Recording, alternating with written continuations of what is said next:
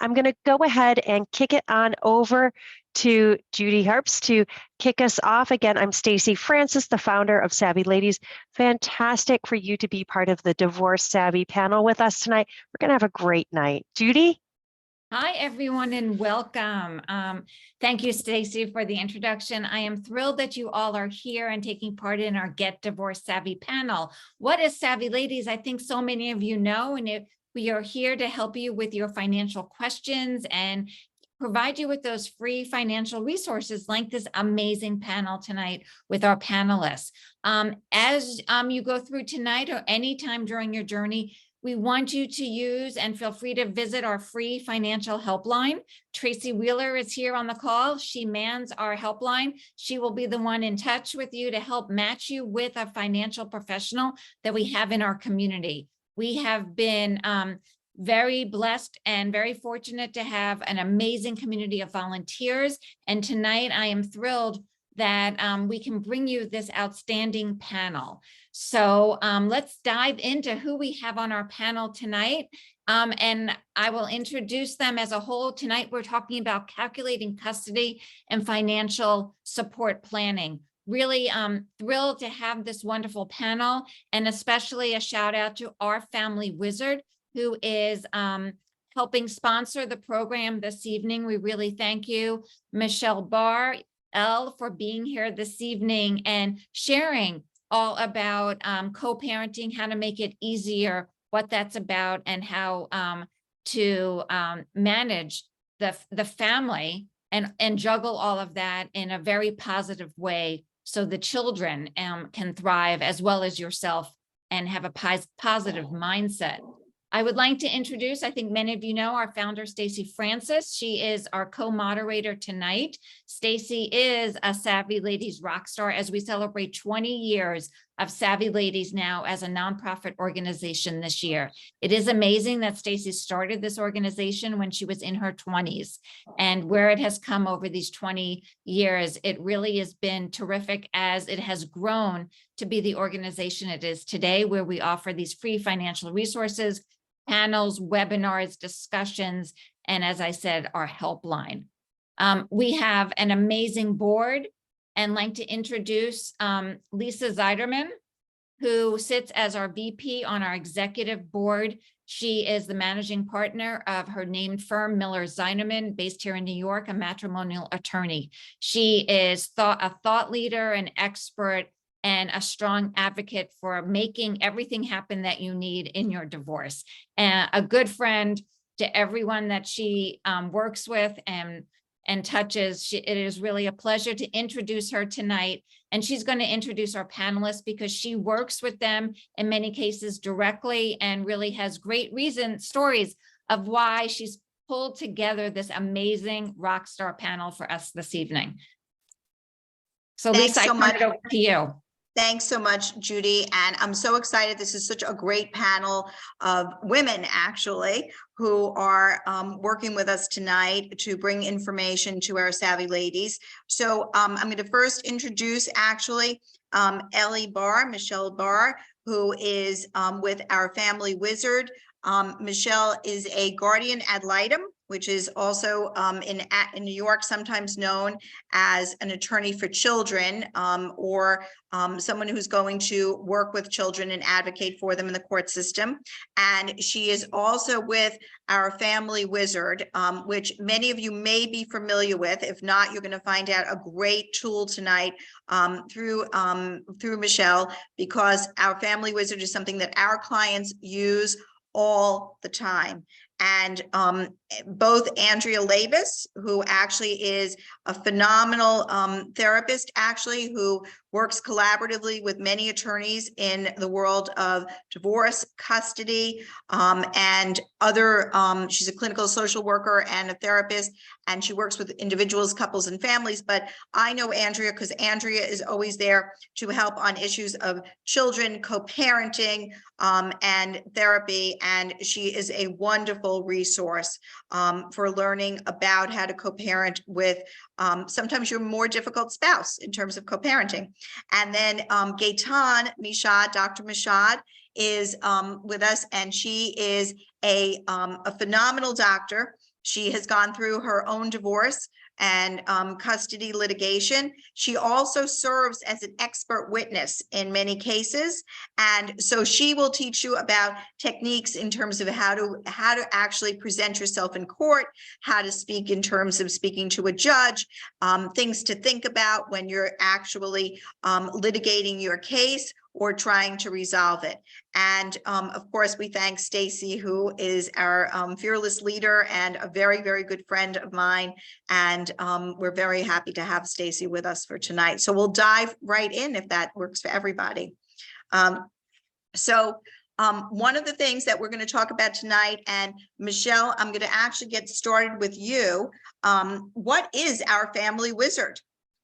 Hi, good evening, everyone. Thank you for the kind introduction. And I'll start off by explaining our Family Wizard. It is an invaluable resource for co-parents and for family law practitioners.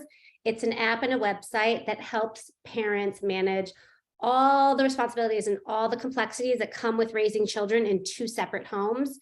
We know, and as Lisa mentioned, I am an attorney for the child. When parents are going through a divorce or separation, when they're in that process and shortly thereafter, they are emotionally overwhelmed. They are uncertain and they are unprepared to deal with all the complexities that come with co-parenting.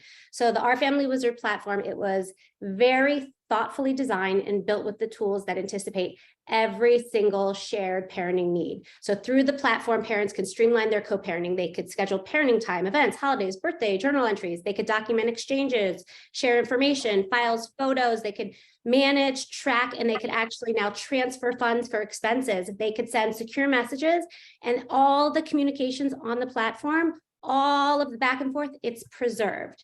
So for the parents, it is this wonderful, amazing resource that streamlines co-parenting. And then for professionals, they use it as well. So any professional working with a family going through a divorce or separation, whether it's a judge, an attorney, an AFC, a mediator, a parenting coordinator, a divorce coach, they can create a pro account and they can work with that family to best support them.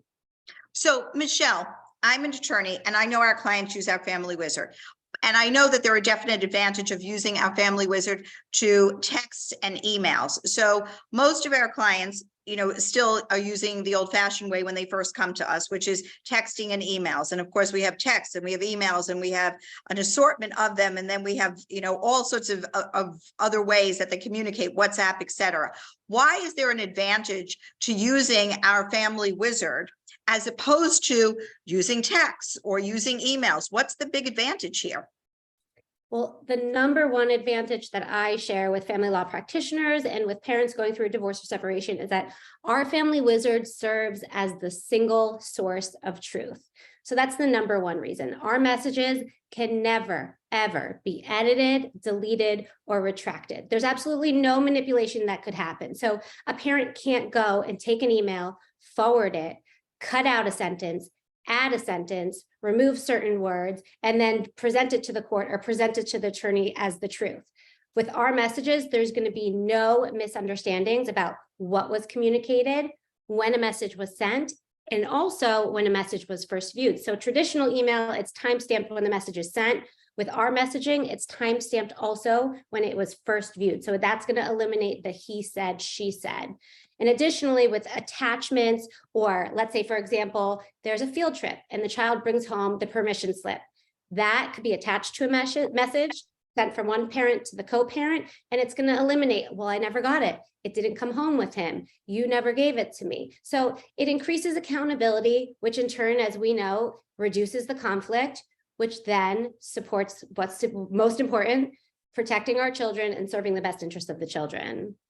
And I'm going to jump in. I'm going to say that one other thing for purposes of custody litigation or child support litigation, or and we'll talk about this in a second, for people who don't get paid their add-ons, for all of those types of issues, having that non-edited, able to be edited platform is so important, because then you can just literally print it all out and put it into evidence at trial, as opposed to having to deal with all of the evidentiary issues that go along with text and emails and trying to get them into evidence and making sure you have the whole thread of the emails and the whole thread of the text chain, which is very costly for attorneys to actually make sure that they have when they're going to a trial or a hearing, or even doing a presentation for a motion.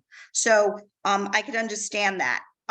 Let me ask you, so I had a client who called at one point and said, I wrote this text, not this Our Family Wizard, and I was told by the other parent that my tone was no good.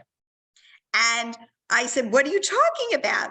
And she said, well, apparently Our Family Wizard measures your tone. So can you tell me about the tone? And also, can you tell me what other little extra little tricks does the Family Wizard have up its sleeve? Can I just jump in? Could this be used for teenagers texting their parents? I know that's not true, but like, wouldn't that be great if like those texts they got, like your tone is not appropriate from their text at, irregardless, not from the parent, but from the actual software. Love it. Yes, Exactly. that's a great question. And it's actually my favorite tool on the platform. And I agree with you, Stacy. Sometimes when I'm in my mom chats and the WhatsApps, especially during COVID when we were all remote, I'm like, oh, I wish there was tone meter for some of these moms. But yeah, it is an emotional spell check for your tone. So in real time, artificial intelligence is going to pick up on emotionally charged words, or if there's an inappropriate tone. So as the parent is typing, even if it's something innocuous, like something like, I know you'll say it's all my fault. Our artificial intelligence will pick that up. It'll alert the parent. It'll red flag it. Literally, red bars will pop up. It won't prohibit the parent from sending the message. It will just alert them and give that little reminder, take a step back, be more mindful, be more careful in the words that you're choosing. And Andrea, I'm going to jump to you for a second to ask you about, because I know that you are very mindful of tone and in emails. So tell me why tone is so important in these emails in terms of co-parenting. So I believe tone is critical, and it, like any document, an email or a text message, speaks for itself. If you are blasting someone in caps, it's pretty well understood that you're yelling. And if you are using words that are accusatory, you can't really retract them.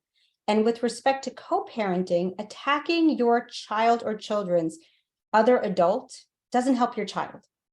So there's an art form to learning how to communicate and how to be productive. And as I say, always take the high road. If you wanted to change that person, please stop the divorce. And I've said this a lot. Stop the divorce, go to couples counseling, and reunite. And they look at me like I'm crazy, but I mean it. If you're trying to change them, this is not a divorce matter anymore. This is couples counseling. If you want to focus on your children, you're going to be mindful that your children need you to be the cool-headed, thoughtful adult who really wants to support their other parent knowing what's going on, so they're not in the middle having to explain, oh, dad, I have soccer. Didn't mom tell you? Oh, mom, I have a school play that weekend. Didn't dad tell you? You got to talk to each other. And if you talk to each other respectfully, your kids benefit. So going back, Michelle, what other, I know that there are other attributes of Our Family Wizard, such as, tell us about how timing is so important. So I know that, for example, when a message is read, how does Our Family Wizard deal with that? As soon as the message is first viewed, it's going to document the date and the time that that message was opened and viewed. So then it's going to hold the parent accountable. It's going to be that single source of truth. It's a really, really great tool. And some of the other tools that are really, really helpful, on the calendar, we have some special tools like the right to first refusal tool. And every single person who's participating in this webinar right now, please Google right to first refusal. So this provision, it's becoming more common in child custody agreements. And what it means is that the one parent who has custody, physical custody of the children at that time, they must first offer their co-parent the opportunity to look after the children before they contact, grandma, grandpa, babysitter, nanny to care for the children. And some agreements have, if it's 4 hours, if it's 6 hours, if it's 12 hours. So you need to think about that really, really carefully. And one of the tools that we have on the platform is a right to first refusal tool. So instead of reopening the dialogue, sending a message, going back and forth, well, where are you going? Oh, you're going to a Botox appointment and then to a girls' night out? No, I'm not taking the kids. You just fill out the field, you put the date, the time. You could do it as a trade where you would say, I will take the kids during your time. And then the parents, they could go back and forth, similar to fantasy football, and they have the option to approve, refuse, or counter. Every action taken will be documented until they come to an agreement or there's no agreement. And if there's no agreement, that will be documented as well. Let's say, for example, they do come to an agreement, the calendar is then going to update. So our calendar feature, it's color coded and it's based on where the children are spending the night. So in my jurisdiction in Pennsylvania, that's how we calculate physical custody. It's based on the nights. So let's say mom's pink, dad's blue. They submit a request, a right to first refusal. It's agreed upon and they do it as a trade. The times for when mom's going to take the kids, it's going to switch to pink. And when dad's going to take them on mom's time, it's going to switch to blue. It's a really, really great tool. And it's a wonderful way for parents to learn how to negotiate. There, again, like Stacy said, there's no playbook. This is going to teach parents how to have a healthy co-parenting relationship. And in terms of other people being able to view the Our Family Wizard, one of the features that I like is the ability that, first of all, when we actually can go into Our Family Wizard and grab all of the Our Family Wizards for the purposes of a trial or a hearing or a motion. Tell us how other professionals who you're working with can also view, like the AFC, for example. And what is an AFC? Maybe we should talk about that first. Sure. So any legal or mental health professional that's working with a family going through a divorce or separation can create a complimentary Our Family Wizard account and link up with that family. Once they're linked up, they have the ability to get a bird's eye view of all the scheduling, of all the expenses, and of all the messaging going back and forth between the family. So what is an AFC? If you're appointed on a case, that's my role. That's what I do in Pennsylvania. I serve as the court-appointed attorney for the child. So any family, when I'm working with the family, the judges all know me in my county. They know I'm not going to accept a case unless the parents are communicating through Our Family Wizard, because then I know it's the single source of truth. I get everything at my fingertips. And when I need to submit my report with my recommendations, whether it's an interim report or a final report, when I'm developing my exhibits, I always have an exhibit that contains all of the messages that go back and forth between the parents. And that's part of the exhibit. Actually, that's the entire exhibit. And then throughout the report, I'm referencing that exhibit and the messages that are going back and forth. So similarly, a divorce coach or a financial planner or anyone working with the family can create an account and see what's going on. So let's say there's issues with all of the expenses related to medical. Let's say they have a child with special medical needs and there's tons and tons of expenses and there's receipts and credit cards and prescriptions and things that have to be paid. All of that can be managed within our expense log. And so they could track all of that. They could attach all the receipts. They could request reimbursements back and forth, depending on how they do the split. They could set up their categories. So let's say medical, they're splitting 50-50, but another expense outside of the child support, they're not splitting 50-50. Let's say it's extracurricular, they're splitting that 75-25. They could set up those categories and they could start submitting requests for reimbursement, keeping track of all the expenses. And so then at the bottom of our expense log, it'll reconcile who owes what and how much. And it's a really, really helpful tool. And also, when you go back to court, let's say it's, post judgment of divorce, and there's an application being made that my co-parent hasn't paid, $7,000 in medical expenses outside of the child support.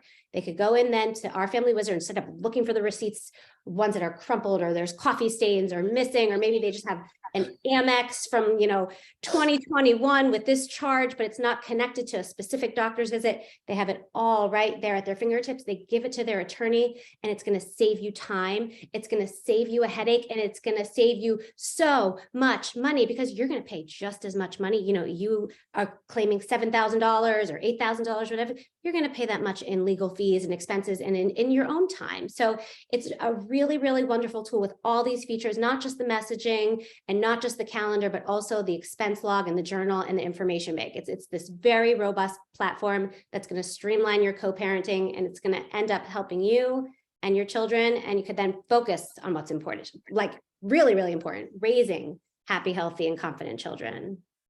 So with regard to the cost of our family wizard, can you just tell us how much it costs? Because I know it's unbelievably inexpensive. Yeah, it's nominal. It's $99 a year per parent.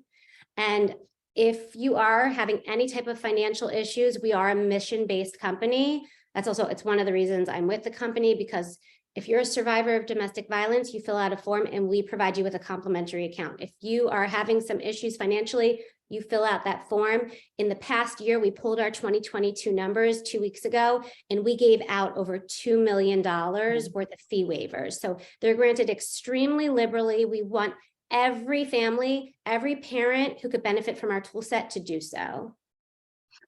And with regard to Andrea, as a therapist, do you work with people who use our family wizard? Yes, all the time. Okay. And how do you work with it at all? So the way I work with it is I'll know when they've crafted an email, when it was sent, when it was viewed, when they responded, tracking for myself the tone, the intention. The person I'm working with needs to take the high road with their co-parent, with their child's other parent, even if they're doing something called parallel parenting. And for me, it's really useful because I can see when people are getting angry and engaged outside of what it's meant for, and really rein them in and say, this is not the form and this is not the place. And let's remember that your judge is going to read this and it will speak for itself.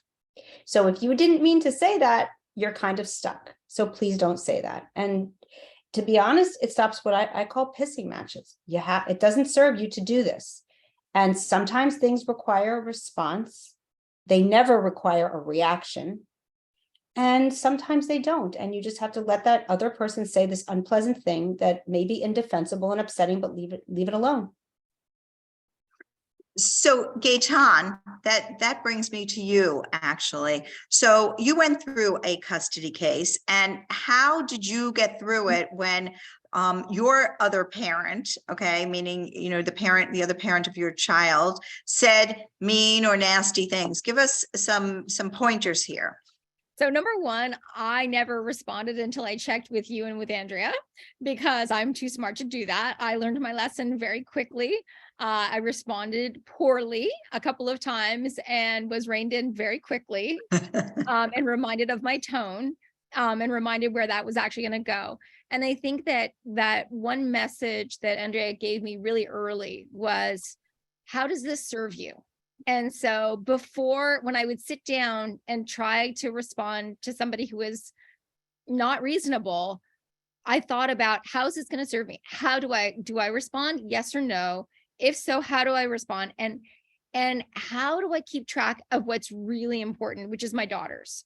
And I think taking that step back and thinking about my girls on a regular basis and saying, this is about them. It's not about me. Like, David and I are divorced. We're done. We're moving forward, whatever. But I still have to raise 2 little girls, and I need them to be as good as they can possibly be. So by putting them as the front drivers of everything and every decision, it makes it a lot easier. So in terms of, somebody's asked a question, and I don't want to just forget it. So I'm going to go to it actually right now, which is, somebody asked if we could talk about the rights of a custodial parent getting the non-custodial parent to pay for college, particularly if the child is already in college and there is nothing in the agreement. So I'm just going to respond to that. So first of all, if you have a child who's already in college and you had nothing in your agreement and you didn't file an application for that parent to pay for college, then what you've paid thus far is not going to be reimbursed likely. What I would say is, if you want the non-custodial parent to pay for college and the child is already in college, you better get into court really fast and put it in an application, because the application could be retroactive depending upon what state you're in. In New York, it could be retroactive to the time you put in the application. And you need to make sure that although there's nothing in the agreement, that you didn't waive any rights to have this college paid for. So you need to have someone, an attorney preferably, read the agreement very carefully to figure out, did you waive your rights to have college paid for? Is there something in the agreement that actually prevents you from making this application before you spend the time and the money to do that?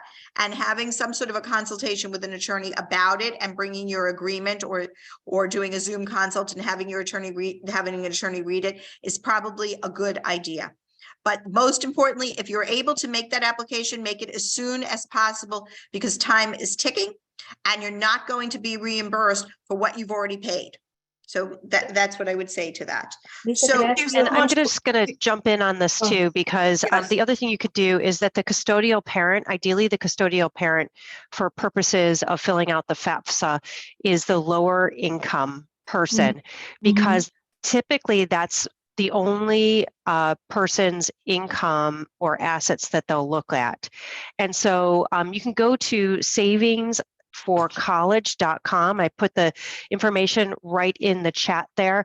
There's great information about filling out financial aid and to be able to try and get as much of college actually paid for so that it's not coming out of either of your pockets.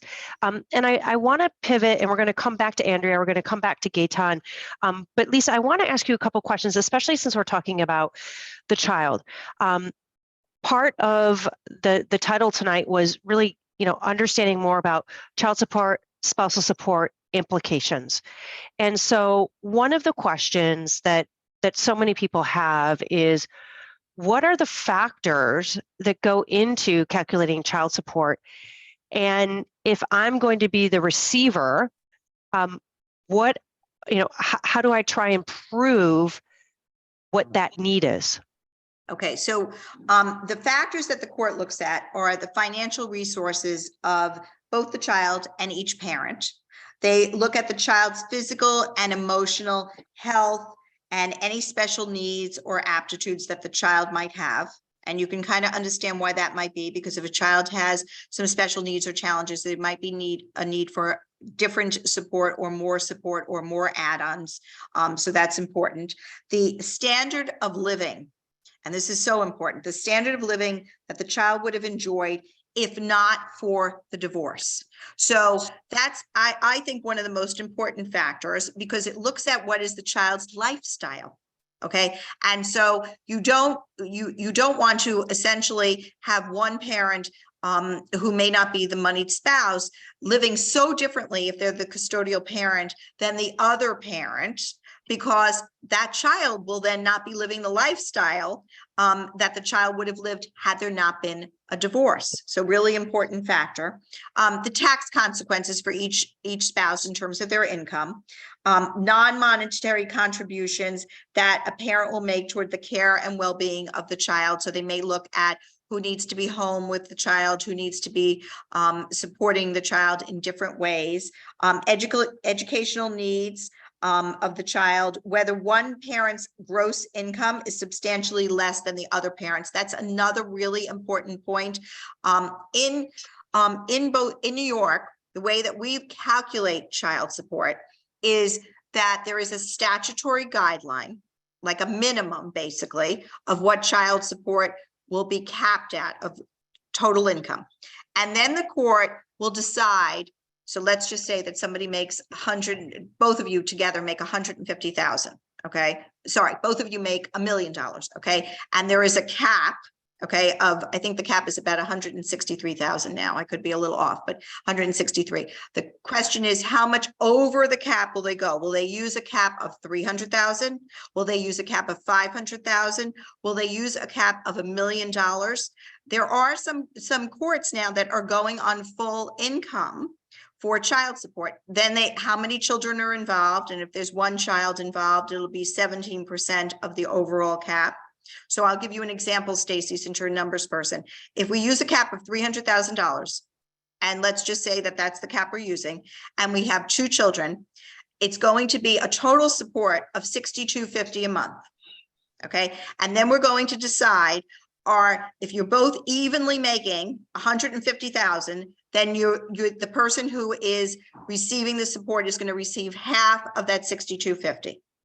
Okay, because you were evenly dividing that. If somebody is making 90% of that income, then it's going to be 90% of the 25% of the $300,000. Does that make, I hope that makes sense to everyone. So that's what we're looking at. And the cap, the cap that the court's going to use is going to depend upon the court you're in, the judge that you're before, and the lifestyle of the children, including the needs of the children that we just talked about, and the income. So, you know, the more income that there is, obviously, the higher the cap sometimes. But again, it depends on the judge. Yeah, and that's really important because what happens here in Kings County, here in Manhattan, is very different than, you know, I grew up in Michigan, and so the cap is a lot lower in Michigan.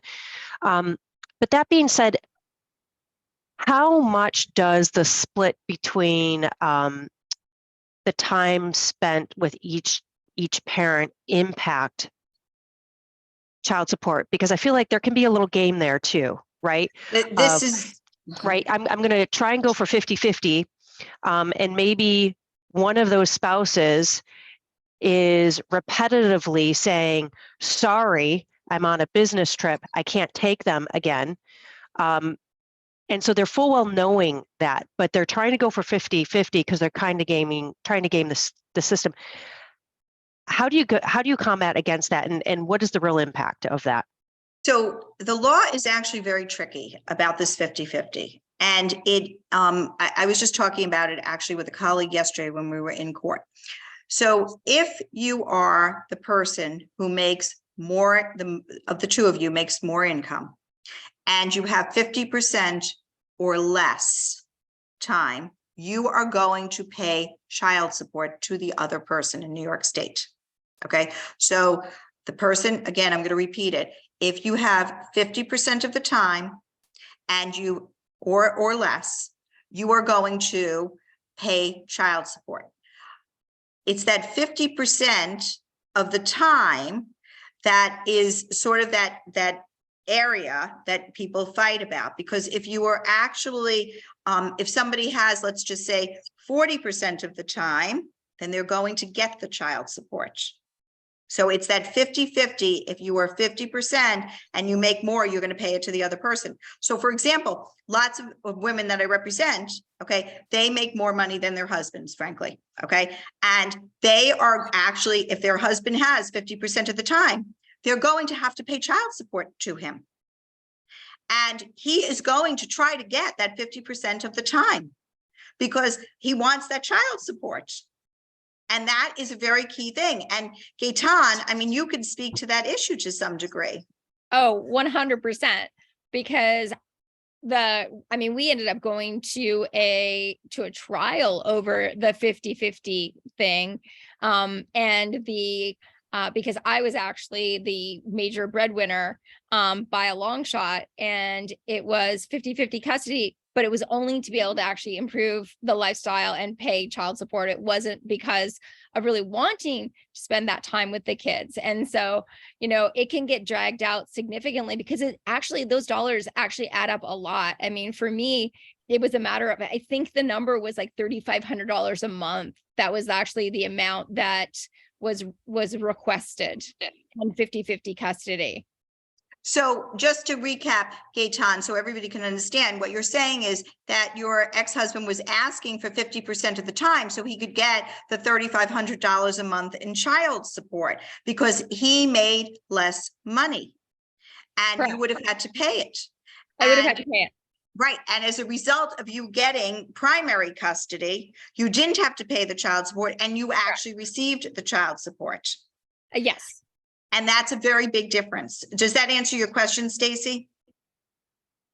It does. And tell me a little bit also, I mean, child support, what does child support cover, right?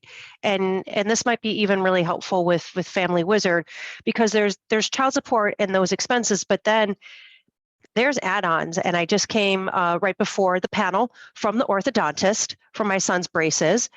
So that would be considered an add-on, a really expensive add-on. So talk about that. And Lisa, if you can just kind of break that up? And then also I'd love to hear with Family Wizard, how do you keep track of those different expenses?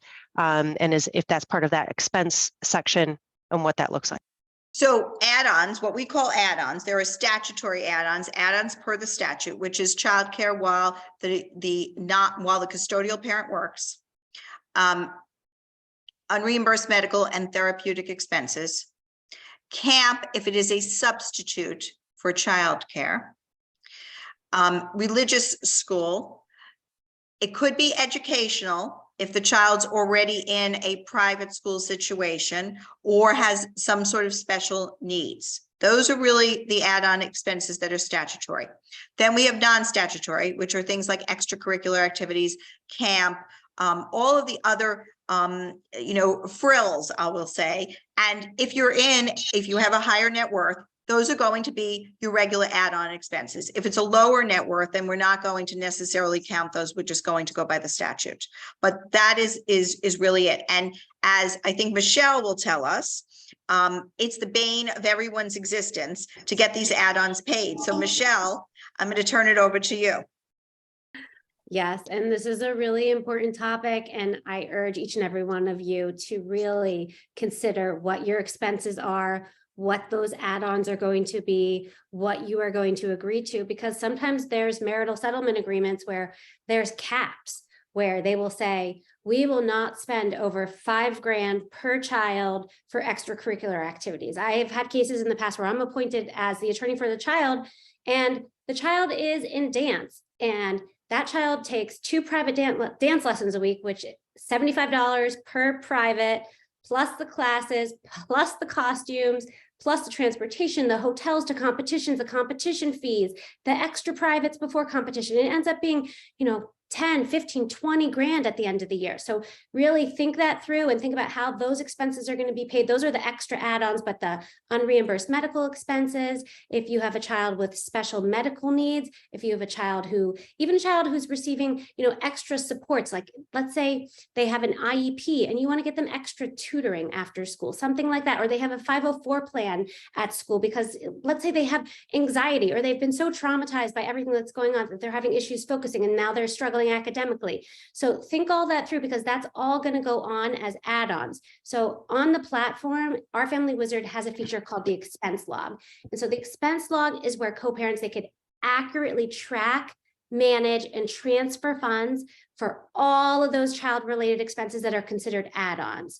So what you could do is, if you're on the platform, you're using this is where you're going to start documenting those expenses. And as you document them, you're going to be attaching the receipts to them. And then when you're ready, you're going to start submitting those, and you're going to submit requests for reimbursements after you've set up all those categories. So based on the way you split, based on the agreement or what the judge has court ordered, you will then submit your requests for reimbursement. And like I mentioned earlier, it's a whole process. You're not reopening the dialogue, because we know the second you reopen the dialogue, all it does is it invites the opportunity for conflict. So we have it specifically designed where you fill out the fields. It's literally like filling out an online form and you click submit. The other parent gets a notification, reviews it, looks at the copy of the proof of purchase, the receipt, and then responds. And then we have another new feature, which is called OFW Pay. And that's an internal transfer of funds. It's very similar to Venmo, PayPal, Cash App. You link up your bank account. So all you need is your account number and your routing number. You link up yours, your co-parent will link up their bank account. And once the request for reimbursement is approved, another button can be clicked, which will then be make a transfer funds.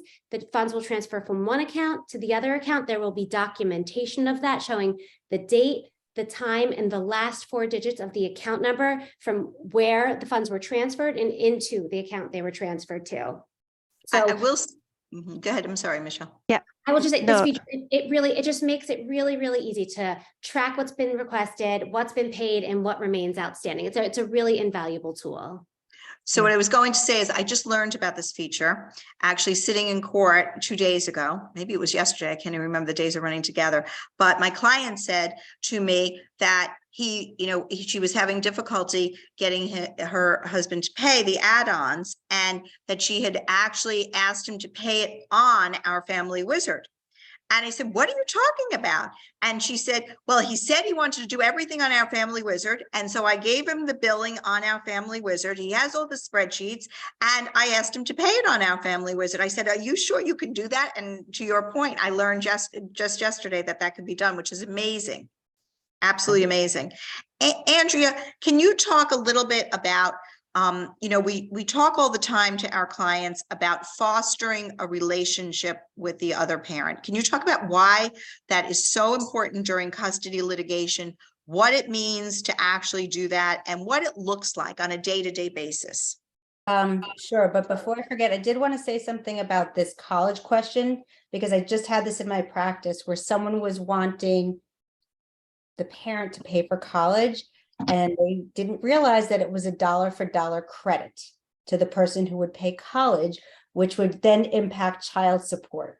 And it was like you could hear the brakes screech. So I just want to say that if somebody's revisiting this, they do need to speak to an attorney to understand what that really means in numbers. That's not my wheelhouse, and I will never opine on it. But you have to realize it affects child support if you want someone to pay for college. I just wanted to throw that out there. And with respect to fostering, what that means, and I don't say that this is just for litigation, because I think kids have to be priority the way you get done mentioned it. Fostering means you acknowledge that your children are 50% that other parent and 50% you and 100% themselves. And if you say something snarky or nasty in front of your child, in their earshot, you raise an eyebrow, your child's going to feel that and wonder what's wrong with this other parent who I am connected to. And it doesn't even have to be a biological connection. And they internalize that and feel badly. What helps a child is to support your child having the best healthy, loving relationship they can with this other person. Now, I know that that other person may not be the most psychologically healthy individual, but you still have to support your child being true to themselves and taking them out of the middle and supporting them learning how to engage with someone, even if they're difficult, or learn how to get help when they're difficult. And that means you have to say, hey, Mike, he's having a really hard time right now with homework. Do you think that you could sit with him and spend 20 minutes? Because behind the scenes, he's afraid to ask that you sit and spend 20 minutes. You're just not going to say that. Will you get rejected? Maybe, but you're attempting to foster this relationship between your child or children and this other parent when they're not in your care, because it helps your child. You may get a ton of aggression coming toward you. Duck, cover, cry to your therapist, cry to your lawyer if you need to. Some of it is intolerable. I love OFW for this, because I always say you stick with OFW unless it's a medical emergency, and that is a phone call or a text message. Because I don't like when people cut off their Gmails or don't tell me what came before. And that concept in OFW keeps people real. And whether that's really terrible or really wonderful, it will speak for itself. All I can do, I don't work with people who are out for blood. It doesn't work for me because it doesn't help children. And none of us can really fit our feet in those little shoes. And while you're getting divorced, your children aren't. They have to live with that other person at least part of the time. And it doesn't serve them well for you to be making remarks, rolling your eyes and doing things like that, because it hurts your children. And I would add to that too, is that in particular, when you're facing litigation and you're in that situation, you need to be so far above any level of standard that you can imagine. I mean, I think some of the best advice, I had a patient in my practice who was an attorney, and when I was going into my divorce proceedings, she said to me, you need to dress like a mom. She goes, don't dress like a doctor, don't get all fixed up, whatever. You need to look like a mom. Do you have a cardigan? Because if you don't, I'll bring you a cardigan to work. So you want to look like the mom, but again, like every action that you have in that courtroom is being watched and judged, and you need to be above. You need to speak when you're spoken to only. You need to think, and no eye rolling, no like comments. Remember, keep a notebook. If someone says something that doesn't sound good, just write it down, and don't do this to your lawyer. Just no. And remember, and trust me, if you're but don't, like, I mean, I'll tell you, because if you do this to Lisa, she's probably going to kick you under the table twice as hard. no, but if Lisa kicks you under the table, And that means you to have to shut remember, up. the judge, this is in the court's mind, at least in my experience, this is as good as it's ever going to get. This is your best behavior. The AFC is watching you. The clerk is watching you. The court officer is watching you. The judge is a parent, possibly a grandparent. They've been there and done that. And remember, if you are high net worth, the judge is not. So Right. you crying over your high net worth doesn't really move them. Well, and So you have to just keep in mind who your audience is. They're people too.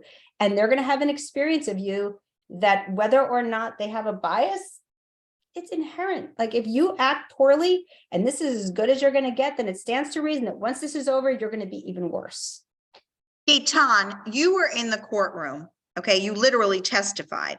So, I mean, you made a lot of court appearances, and I remember you were observing other people in the courthouse and would remark to me about other people. So and we were in Westchester County. So Westchester County, for your case, right, is the 10th floor. Everyone knows the 10th floor, you push that button and oh my God, right? Okay.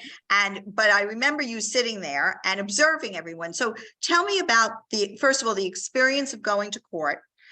So many people tell me how afraid they are when they're about to go to court. Talk to me about that. you know, it's funny because I'd actually been to court several times as an expert witness for medical legal cases, but it wasn't the same. And I mean, keeping in mind that when I went to court, I was battling breast cancer. I didn't have a lot of hair on my head. I was pretty skinny, and you know, I put on a whole face of makeup and I presented myself well. I looked my mom job.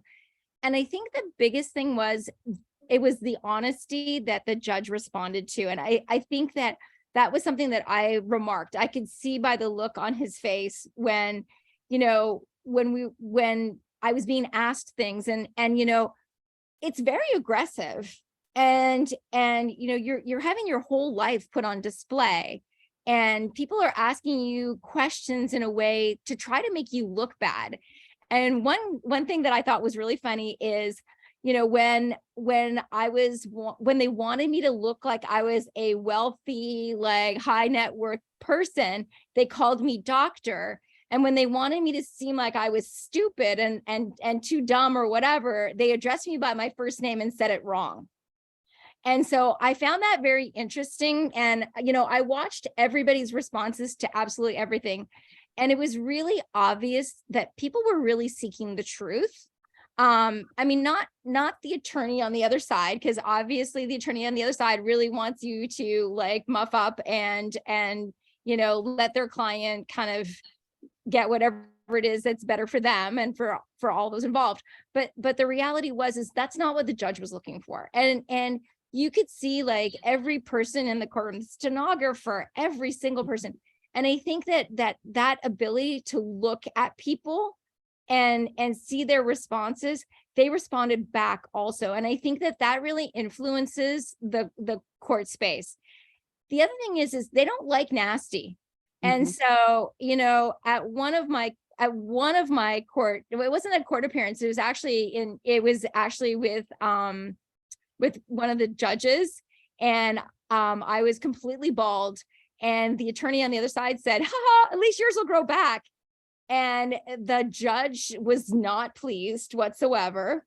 And we come to find out afterwards that judge actually had breast cancer. And although in Westchester County, you know, we lived in Westchester County, the thought was that judge was wearing a wig because she was an Orthodox Jew, but that wasn't what it was. It was that or a conservative Jew. It was that she was actually her hair didn't grow back. And so remember that dumb comments go a long way on both sides. And so, you know, I didn't flinch, I didn't flash back, I didn't do anything. And I just got this look from Lisa of, oh my God, I can't believe that just happened. And thank you for not saying anything, because I didn't say anything. And I think the other really big piece of advice is something I learned really well from Lisa, which is speak when you're spoken to only. And if your attorney lets you speak and doesn't kick you under the table, it's because you're saying something that's relevant and it's actually going to help you.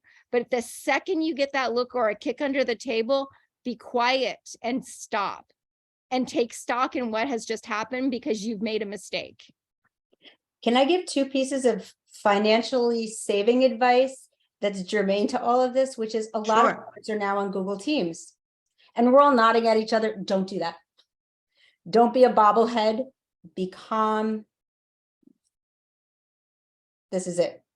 Because if the judge sees you nodding away, the judge is gonna be like, stop. There's a judge in Kings County who really goes after litigants on the screen, can't stand when they're nodding along. And Lisa, you've had this experience with some people. Yes, And the other absolutely. thing is, every nasty gram you write, the other parent is going to cost you dearly in legal fees.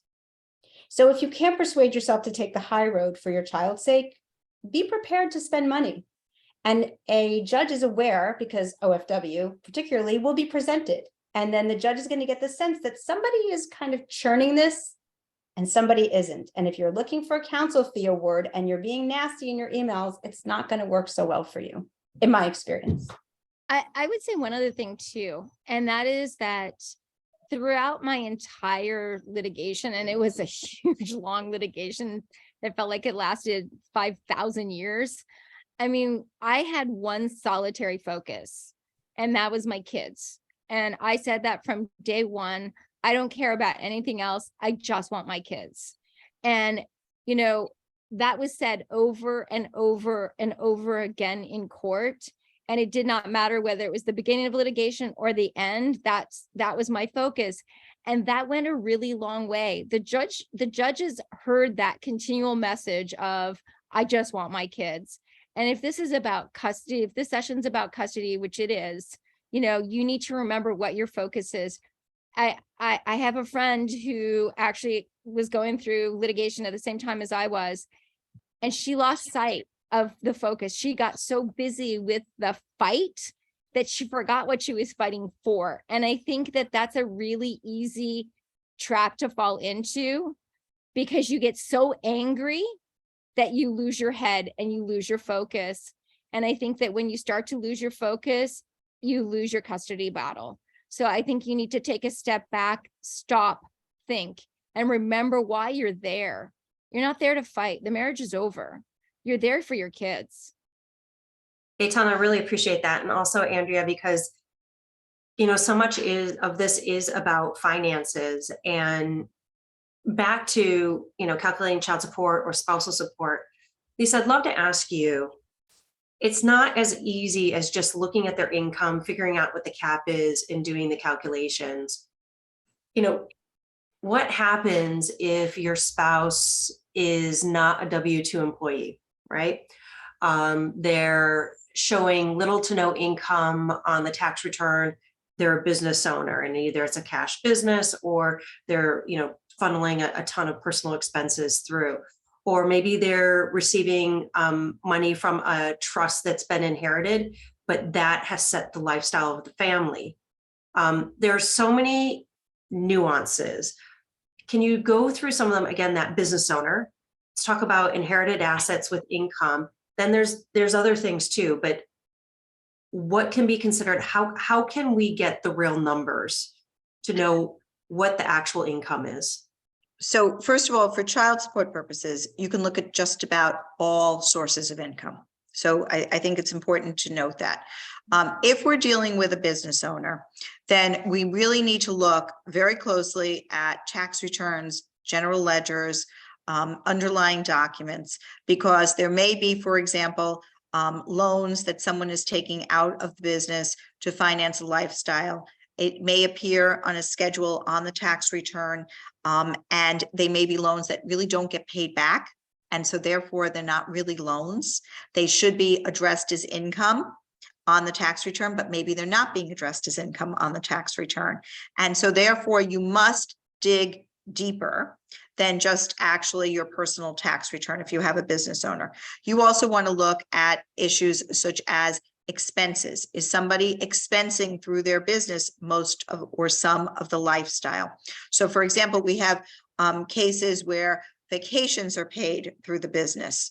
Mortgages are paid through the business. The cell phones, the cars, the children's activities, the children's private school. I mean, unbelievable amounts of things that should not be paid through the business are being paid through the business. And so it's really important that you have your lawyer actually conduct A, discovery to get all that information, and B, depositions perhaps to find out what does all of this mean.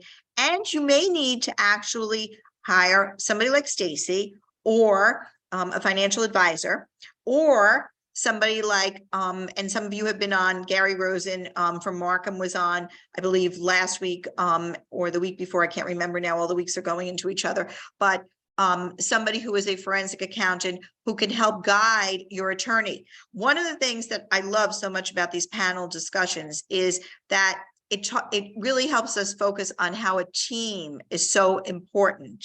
And so very often I will work with a therapist, I will work with a forensic accountant, a financial advisor like Stacy will work with a client to build, to figure out, well, what does the client need for retirement? What does the client need in terms of support? I mean, there's so many nuances. So in answer to your question, Stacy, you definitely want to make sure that if somebody has their own business, that we're capturing all the income that could potentially be supporting the lifestyle. If there's an inheritance or a trust, we want to make sure that we're actually looking again at what is the income. So if, for example, if you have a situation where your spouse has a trust, but that trust income is given every year to the spouse, that's income. It's there for child support purposes. And so you need to actually make sure that you've included it. Dividend income, distributions from real estate deals, all of those types of income that maybe people don't look at first glance, they need to be captured for purposes of income. Stacy, you and I have done a lot of work on restricted stock units, for example, right? That's going to be income when it vests. It needs to be counted in some way. So all of this is income, and it is available for support purposes. And Lisa, I'm sorry, Gaetan, go ahead. Can you explain a little bit about, a situation that I was in where my spouse wasn't actually earning his potential, and it was very intentional. And so can you talk about the mechanism for these people? Because I think it's something that's really important. It is an incredibly important question. And I will also, I'm going to put a plug for next week, actually, when I'm doing this, because we have Rona Wexler coming next week for this event. And she is going to talk about, she's a vocational analyst who we work with sometimes, and she can actually figure out what somebody should be earning based upon their education and their employment background, even if they're not earning it. So you can do what is called imputation of income, meaning somebody is now earning, I don't know, zero, but they could really be earning $100,000. Well, if they could really be earning $100,000, that $100,000 becomes available for child support. So, it sometimes we have, and Gaetan knows this well, somebody who is, graduated from a university, maybe has a master's, maybe is a doctor, maybe could be a surgeon, all of those kinds of things, okay, but is chosen not to earn the kind of money that he or she can, that money can be imputed. Can I just add one thing before? It's important because I think it touches on everything you're talking about. There are very well-intentioned therapists who know very little about how to communicate through a contentious custody matter. And while we're talking about people who have money, many of people don't.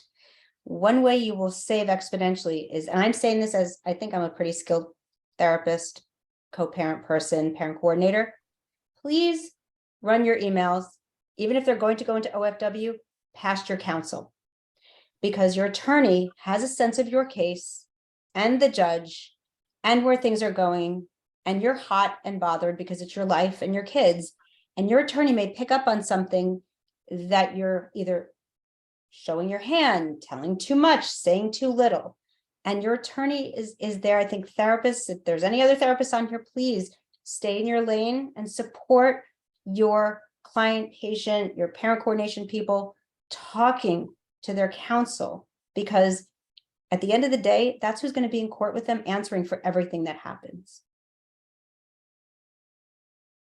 That makes sense. And Lisa, if you are dealing with a spouse and you are worried about them actually making those payments of child support, making those payments of spousal support, can you talk about the options of a lump sum instead?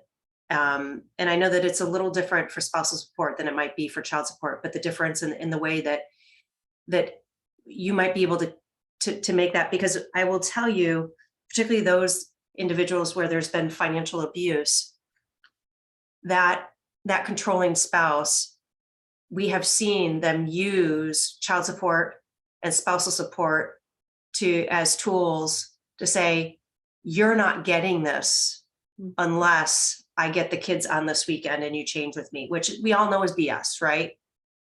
But it does happen. So what are the options so that you can prevent from even finding yourself in that situation? Okay, so if you are the payee, the person receiving spousal support, then a lump sum payment may be in your best interest. If you are the payor, okay, then I'm going to tell you not to do it. And the reason is that there could be things that happen, such as remarriage or the death of a party, or something happens in your life and you have now prepaid all this money. But if you are the payee, okay, the person receiving, a lump sum might be a good idea. And you might actually provide a discount for what you would get over the years to get the certainty of having the lump sum. It's very possible. For child support, that's a much harder thing to get. And the reason is that under the law, if I gave you that lump sum and you spent it all and you didn't have any money to support the kids, that other person would be liable again to pay, because we can't let the children become a public charge. So much harder to do for child support. However, there is a mechanism to collect child support, which is something called support collection unit.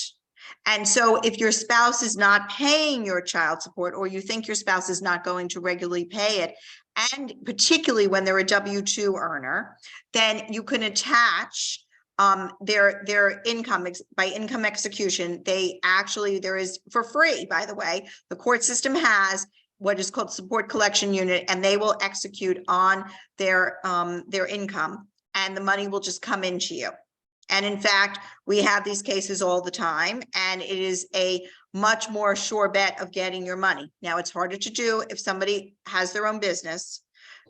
It's because you can only attach what you can find, right? And if you've got your own business, it's harder to find it sometimes, but they attach so many things. I mean, Social Security, if you get a tax refund, they will attach to it. They will find everything that they possibly can if you use this support collection unit.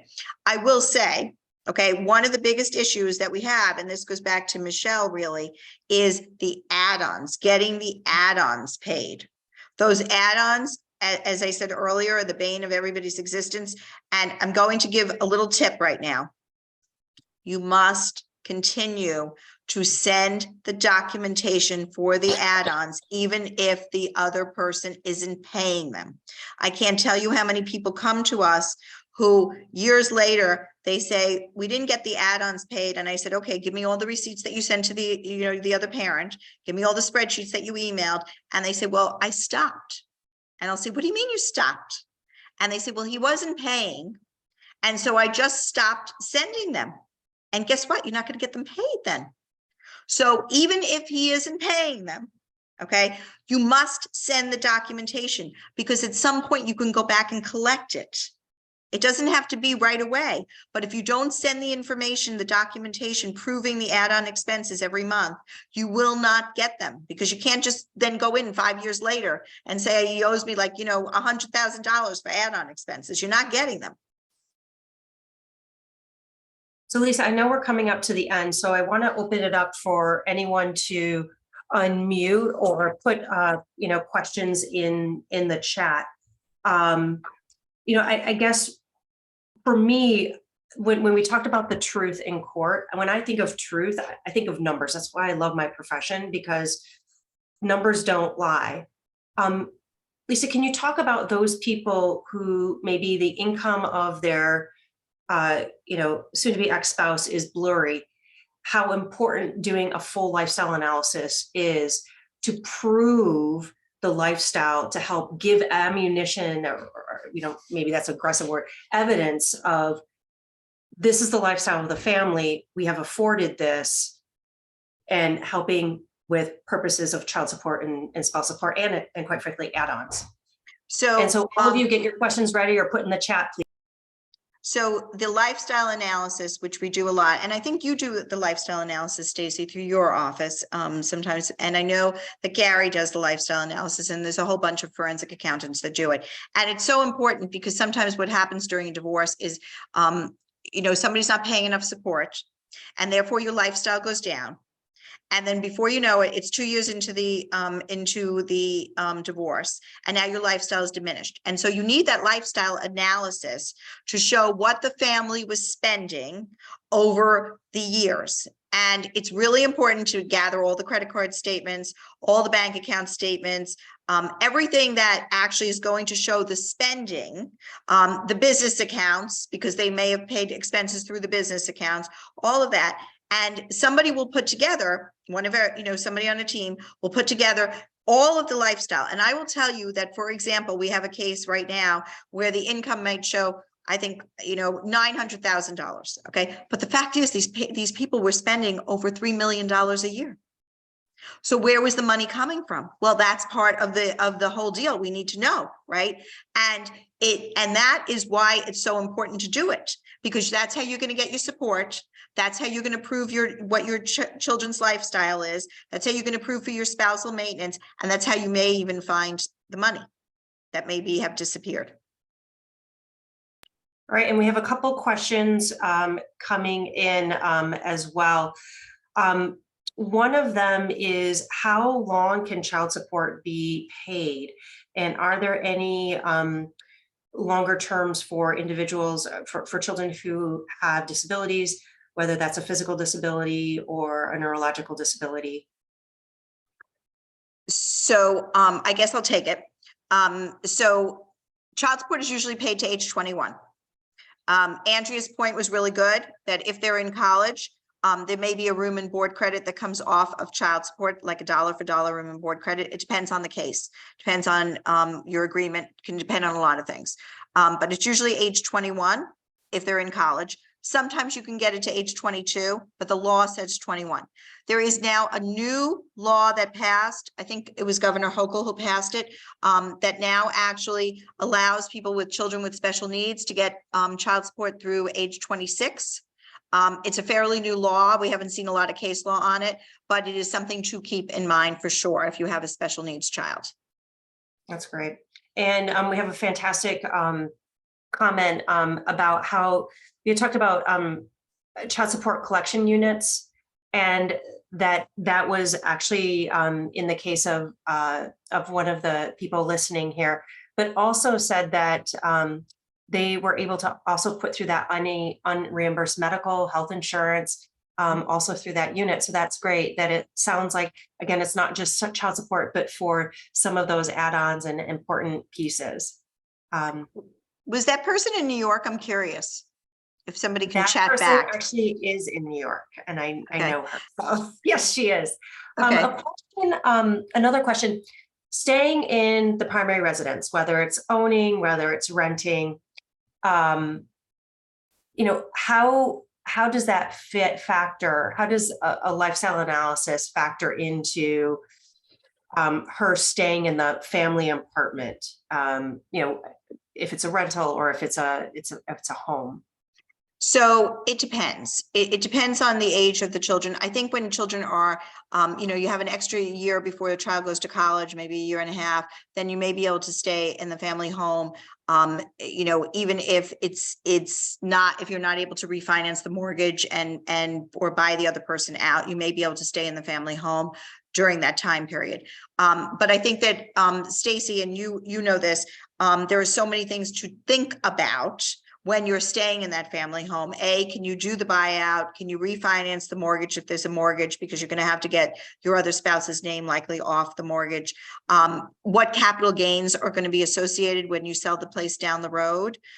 Because you may not want to take that on.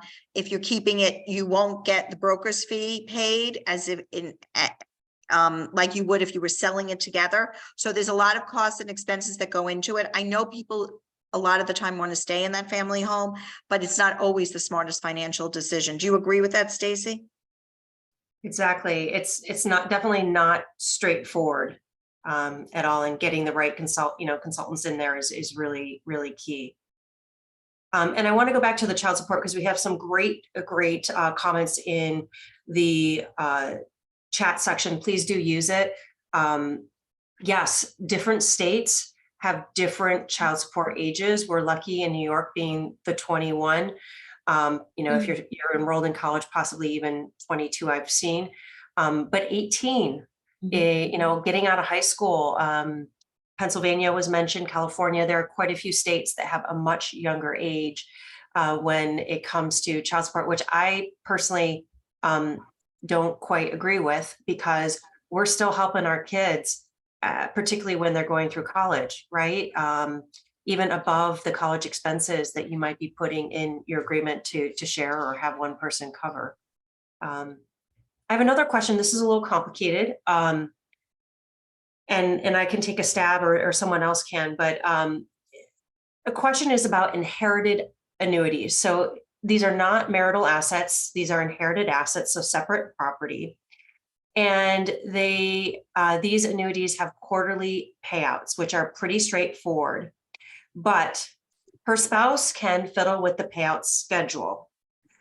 And these payouts are being used to go towards the total dollar amount for child support. So how do you get information on them? Well, this is how. You go to your financial advisor and you make it their problem. I will tell you that annuities are the devil's in the details.